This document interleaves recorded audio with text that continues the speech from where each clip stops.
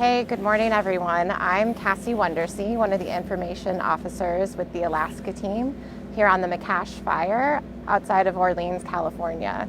Just wanted to give you guys a quick update this morning. The fire is currently at 93,244 acres and it's 48% contained.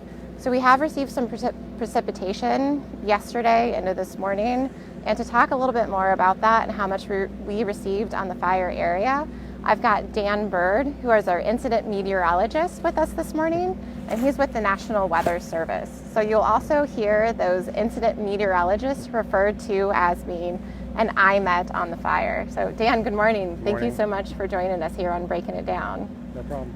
How are you doing today? Good. Good. Yeah. We got some rain. A little bit. A little bit? How much rain did we get? It ranged from across the north, about 3/4 of an inch of rain up here to around about a half an inch across the southern portions of the fire. A little bit further to the east, over the eastern portions of the fire, they received a little bit less, but still probably getting close to a half an inch. If you go west of the fire, up into the higher mountains, they received up to 2 inches to our west. Wow, Dan, so good to hear we got some rain across the fire area. Yeah. How exactly do we measure the rain that we receive in our fire area specifically? So we have about 3 what are called RAWs, remote automated weather stations, that are centered across the fire. We have one that's up in the northern part of the fire, one in the central, and then one in the southern portions of the fire, and they measure rainfall. And sometimes we actually put rain gauges out across the fire line, but this area over here is really remote, so we don't really have any rain gauges out on this fire. But the RAWs give us a pretty good idea of what the total rainfall amounts have been across the fire.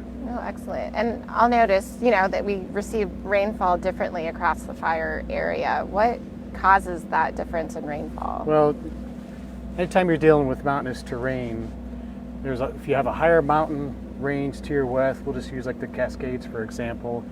What happens is that the air travels up the west side of the mountain and then descends over the east side of the mountain. Well, when air descends, it also warms and dries, and so it evaporates some of the rain droplets. And so what it'll do is, since it evaporated those rain droplets, you'll just have a little bit less rainfall the further east you get.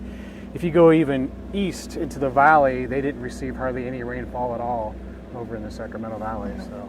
And I'm pulling back from my science classes as a kid. We call that the rain shadow, correct? Rain shadow effect, yes. Awesome. Yeah. That's great to know. Thanks for that update. So what can we look forward to for the rest of the week? Are we going to get more rain? What's happening? I'm not seeing any rain for at least, I would say, for the next week or so. It looks like strong high pressure ridging is going to once again build over the fire, and beginning pretty much this afternoon.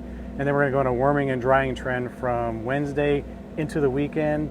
By this weekend, temperatures could be up into close to 90 degrees in the lower elevations and up in the 80s up across the fire.